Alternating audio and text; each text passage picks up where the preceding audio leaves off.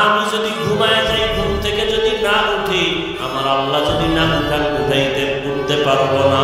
আমাকে ঘুম পাড়ায় দেন কে? আল্লাহ। ঘুম থেকে উঠার সুযোগ কে দেন? আল্লাহ। আল্লাহ যদি কয় না তোর এই শেষ ঘুম, আমার মা বাবায় জীবনে ঘুম থেকে সজাগ করতে আর পারবে না।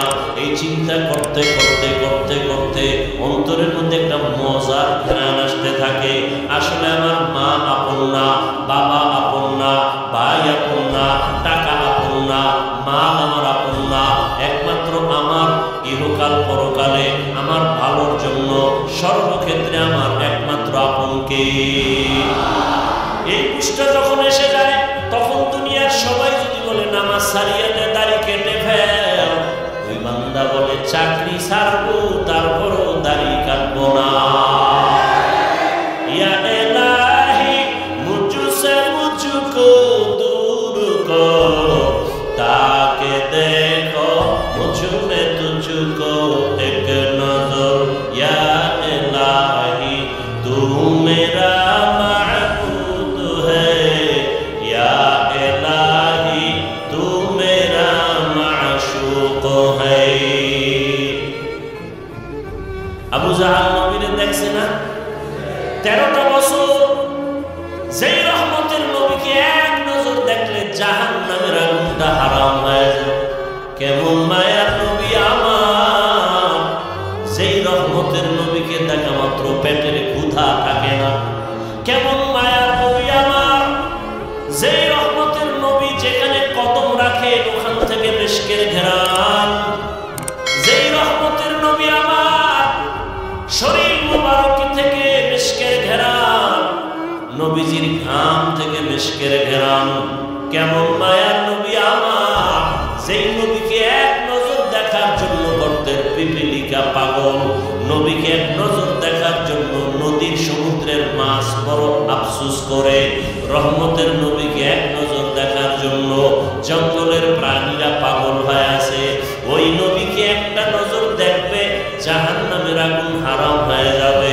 কিন্তু কপাল বড় খারাপ, 13 বছর পর্যন্ত ওই নবীকে পাশে বসে দেখলো, বয়ান শুনলো, এরপরও একবারও কালেমা নসিব হলো না, কালেমা পড়লো না। কে? আবু জাহাল। কারণটা কি? ওর কপাল বড় খারাপ। ও এখন পর্যন্ত দুনিয়ার লোককে কন্ট্রোল করতে পারে নাই। আর অপর দিকে 27 বছরের যুবক তরবারি নিয়ে দৌড়ায় আমার নবীকে জবাই করার জন্য। রহমতের নবীকে জবাই করতে গিয়া একটা নজর চেহারা দেখে তরবারি ফালাইয়া ডাক দিয়া বলে, রহমতের নবী দয়া করে কালেমা রশি আমার গলায় লাগায় দেয়। 13 বছর নবীরে দেখিয়াও কালেমা পড়ে না, বরং বিরোধিতা। আর 27 বছরের যুবক নবীজিকে মারতে গিয়া, জবাই করতে গিয়া কালেমার মালা গলায় পড়ছে। কে? কে?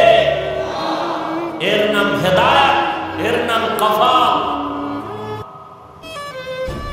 এরে আল্লাহর বান্দারা, দুনিয়া থেকে পাঠাইছেন আমাদের। আমরা জোর করে আসতে পারছি? হ্যাঁ, আমরা জোর করে কেউ আসতে পারি নাই। দয়া করে আল্লাহ আমাদের পাঠাইছে। আল্লাহ যদি না পাঠাইতেন আসার কোনো সুযোগ ছিল না। আল্লাহ দয়া করে পাঠাইছেন। কেন? বলে আমার ইবাদত করার জন্য। তোমার কাজ একটা, শুধু আমার ইবাদত। তবে ইবাদতটা দুনিয়ার মধ্যে থাকিয়া করবা, জঙ্গলে গিয়া না। সংসার করবা, ব্যবসা করবা, চাকরি করবা, এর মাঝে দিয়ে জবান দিয়া আমার আল্লাহরে ডাকবা। নামাজের সময় নামাজও করবা, মা বাবার হক আদায় করবা, স্ত্রীর হক আদায় করবা, সন্তানের হক আদায় করবা, প্রতিবেশীর হক আদায় করবা, ভাইয়ের হক আদায় করবা, বোনের হক আদায় করবা, তোমার বাবার হক আদায় করবা, মুরব্বীর হক আদায় করবা। এর মধ্য দিয়া তুমি আমার হক আদায় করবা। সব ঠিক রেখে যখন তুমি আমি আল্লাহকে আল্লাহ বলে ডাক দিবা, তোমার ওজনটা অনেক বেড়ে যাবে। আমি আল্লাহ দুনিয়ায় পাঠাইলাম, দুনিয়ার কাজের মাঝখান দিয়া আল্লাহর ইবাদত করবা। এই কাজের জন্য আমি পাঠাইলাম। দুনিয়া ছাড়া এই ইবাদতটা আলাদা জায়গায় করা যাবে না। দুনিয়া দুনিয়াতে দিলাম আমি ইবাদত করার জন্য। এখন ইবাদতটা করা মাত্র তুমি চলে আসো। তোমার থাকার জায়গা দুনিয়া না, তোমার ঘুমানোর জায়গা দুনিয়া না, আরামের জায়গা দুনিয়া না। আমি আল্লাহ তোমার চির শান্তির জন্য আরামের ঘর বানায় রাখছি জান্নাত। বেহেশত আযাকে আযারে নবাসো, কাছে রাবা কাছে গারে নবাসো। আল্লাহ সতর্ক বাণী দিয়ে বললেন, ইয়া আইয়ুহাল্লাযীনা আমানুত্তাকুল্লাহ, ও মুমিন আমি আল্লাহকে ভয় কর। ওয়ালতানজুর নাফসুম মা কদ্দামাত লিগাদিন ওয়াত্তাকুল্লাহ। সামনে তোমার একটা জীবন আছে, ওই জীবন তোমার আসল জীবন। দুনিয়ার জীবনের তোমার কোনো মূল্য নাই, 1 ঘন্টার গ্যারান্টি নাই, 1 সেকেন্ডের কোনো ভরসা নাই। ওরে আল্লাহর বান্দা, তোমার আসল জীবন হলো চক্ষু বন্ধ হওয়ার পরের জীবন। ওই জীবনটা তোমার আসল জীবন, ওই জীবন তোমার অনন্তকালের জন্য। সম্ভব সঞ্চয় করছো কিনা ভালো করে নজর নাও। ওয়াত্তাকুল্লাহ, আমি আল্লাহকে ভয় করো। বারবার আল্লাহ ভয় করার কথা কেন বলেন? আল্লাহকে ভয় না করলে মানুষ অন্যায় থেকে দূরে থাকবে না। সন্তান মা বাবারা যদি ভয় না করে, ওই সন্তান মা বাবার সামনে অন্যায় থেকে ফিরবে না। ছাত্র যদি শিক্ষকের ভয় না করে, ওই ছাত্র অন্যায় থেকে ফিরবে না। বিচারকরা যদি আসামি ভয় না করে, ওই আসামি কখনো বিচারকের সামনে অন্যায় করার থেকে ফিরবে না। যেই মানুষ আমার আল্লাহকে ভয় করবে না, ওই মানুষ অন্যায় করা ছাড়বে না, বারবার অন্যায় করবে। আর সেই সন্তান মা বাবাকে ভয় করবে, ওই সন্তানটা গোপনে গোপনে দিয়ে একটা অন্যায় করলো, মা বাবা আসলে অন্যায় থেকে ফিরে যাবে, আর গুনাহ করবে না। মা বাবার শাস্তির ভয়ে ছাত্র মাঝে মাঝে অন্যায় করে, শিক্ষকের বিচারের ভয় আর করে না। ঠিক এই বান্দা আমার আল্লাহর ভয় যখন অন্তরে আসবে, তখন জীবন দিবে, আল্লাহর বিরুদ্ধে কোনো কাজ করবে না। আর এই আল্লাহর ভয়টা অন্তরে জমা করার জন্য একমাত্র রাস্তা আল্লাহ ওয়ালাদের সোহবত। আল্লাহ যারা আল্লাহর ওলি, এদের নেক নজর, এদের দোয়া, এদের পরামর্শ। কারণ কিয়ামত পর্যন্ত আর 1 সেকেন্ডের জন্য জমিনে নবীজি আসবেন। কালেমার দাওয়াত দিতে নবী আসবেন। চট্টগ্রামে নবীজি এসে কালেমার দাওয়াত দিবেন। ঢাকাতে নবীজি এসে কখনো কালেমার দাওয়াত দিবেন। নবী আর জীবনে দাওয়াত দিতে আসবেন না। সাহাবায়ে কেরাম আসবেননি, আসবেন না। এরপরে আইম্মায়ে কেরাম আসবেননি, আসবেন না। বড় বড় বড় বড় আউলিয়ায়ে কেরাম আসবেন। খাজা মঈনুদ্দিন আসবেন দাওয়াত দিতে? আর আসবেন না। কিয়ামত পর্যন্ত একমাত্র জান্নাতের পথ পাওয়ার ঠিকানা উলামায়ে আহলে হকের সোহবত। উলামায়ে আহলে হকের সোহবত। এই জন্য আল্লাহ বলেন বারবার আমাকে ভয় কর। আমাকে ভয় না করলে হাজারো বয়ান শুনবা, তোমার এই বয়ান অন্তরের মধ্যে যাবে না। কারণ তোমার অন্তরে আল্লাহর আযাবের কোনো ভয় নাই। ইন্নাল্লাহা খাবীরুম বিমা তা'মালুন, তুমি যা করো এই বিষয়ে অগ্রিম সবকিছু কে জানেন? আল্লাহকে ফাঁকি দেওয়া যাবে? ফাঁকি দেওয়া যাবে না। আল্লাহ বলে বান্দা আমাকে ভয় কর, গুনাহ থেকে দুনিয়ার মহব্বত ছাড়িয়া আখিরাতের লাইনে তুমি মজবুতি অর্জন করো। আখিরাতের বাজার ঠিক মতো করো। আখিরাতের বাজার হলো ইবাদত। আখিরাতের বাজার কি? ইবাদত মানে কি শুধু নামাজ? হাসি দিবেন ইবাদত, কান্না করবেন ইবাদত, মা বাবার সাথে কথা বলবেন ইবাদত, আপনি বিবাহ শাদী করবেন ইবাদত, চাকরি করবেন ইবাদত, ব্যবসা করবেন ইবাদত, লেখাপড়া করবেন ইবাদত।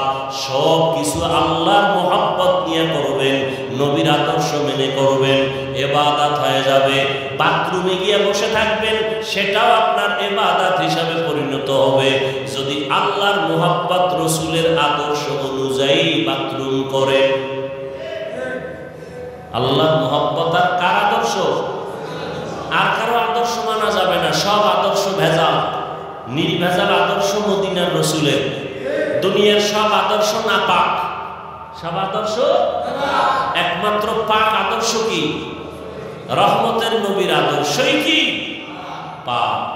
রহমতের নবীর আদর্শ গ্রহণ করার কারণে মক্কার চূড়ান্ত খারাপ মানুষ জান্নাতের অগ্রিম টিকিট হাতে নিয়েছেন, ঠিক না? কয়জন? রাসূলের আদর্শের কারণে আল্লাহ জান্নাতের টিকিট তাদের হাতে দিয়েছেন। তারা মরিয়াও অমর, এখনো তাদের নাম যশ খ্যাতি এত সুনাম। সমস্ত সাহাবায়ে কেরামদের নাম শুনিয়া মানুষের দিলের মধ্যে মায়া লাগে। এমন এমন ঘটনা বললে মানুষ চোখের পানি ধরে রাখতে পারে না, কান্না কান্না। তাদের এত সুন্দর আমল, এত সুন্দর ইলম, এত সুন্দর নামাজ, এত সুন্দর তেলাওয়াত, এত সুন্দর তাকওয়া, এত সুন্দর ইখলাস, এরপরেও জান্নাতের টিকিটও হাতে রেডি, এরপরেও কান্না কান্না কান্না, সারাদিন সারা রাত শুধু কান্না। মালিকের দরবারে কেমনে দাঁড়াবো, হ্যাঁ অন্ধকার কবরে কেমনে একা থাকবো। তাদের সম্মান কমছে? কমে নেই। আচ্ছা, আমাদের বর্তমান হালাত, সারা দুনিয়ার অবস্থা বড় খারাপ। এই খারাপের ভিতরে যাদের কাছে রাসূলের আদর্শ আছে এদের অবস্থা অনেক সম্মানের, অনেক শান্তির। এদের মতো শান্তিতে সম্মানে আর কেউ নাই। একজন আল্লাহর বান্দা টুপি পরে না, জামা পরে না, পাগড়ি পরে না, দাড়িটা রেখে দিছে। এই ভাই তুমি পাগড়ি পরো না, দাড়িটার উপরে মজবুত কেন, দাড়ি ছাড়বো না। পাগড়ি মাঝে মাঝে পরলাম না, পরলাম নাই, দাড়ি ছাড়বো না কেন?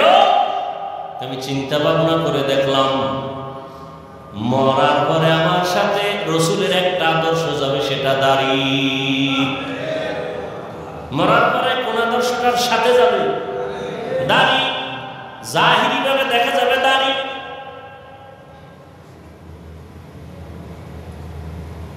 এটাই রাসূলের আদর্শের প্রতীক। এই জন্য রহমতের নবী তার আদর্শ বয়ান দিয়া মানুষকে এমন ভাবে দ্বীনের দিকে আকৃষ্ট করে ফেললেন। দুনিয়ায় থাকিয়া আখিরাতের বাজার করো। এই যে বাজারে দোকানদারি ব্যবসা করে, এটা কি নিষেধ? বাজারে যাও, বাজারে যাইও, দুনিয়ার বাজারে গিয়েও আখিরাতের বাজার করো। কেমনে? যখন তুমি দুনিয়ার বাজারে যাও জরুরত সারার জন্য, রাস্তার ডানে হাঁটো, নজর নিচের দিকে রাখো। তোমার দোকানে কাজ সেরে তাড়াতাড়ি আবার বাসায় চলে যাও। বাজারে সব বেশি সময় কাটায়ও না, কারণ দুনিয়াতে যত খারাপ জায়গা আছে নবীজি বলেন এর থেকে সব থেকে খারাপ জায়গা কি? বাজার। বাথরুম খারাপ না, কি খারাপ? বাথরুমের খারাপ না বলিয়া নবীজি বাজারকে খারাপ বললেন কেন? বাথরুমে ওই গুনাহ হয় না, বাজারের মধ্যে যেই পরিমাণ গুনাহ হয়। এজন্য নবী বলেন দুনিয়া সিজনুল মুমিন ওয়া জান্নাতুল কাফির। দুনিয়া হলো মুমিনের জন্য জেলখানা, বেঈমানের জন্য শান্তির জায়গা বালাখানা। দুনিয়াতে যত শান্তি বেঈমানেরা করবে, পরকালে ওদের শান্তি নেই। আর মুমিনেরা যত কষ্ট দুনিয়ায় করবে, পরকালে ওদের কোনো কষ্ট নাই। তাহলে দুনিয়া মুমিনের জন্য জেলখানা মানে কি? অশান্তি।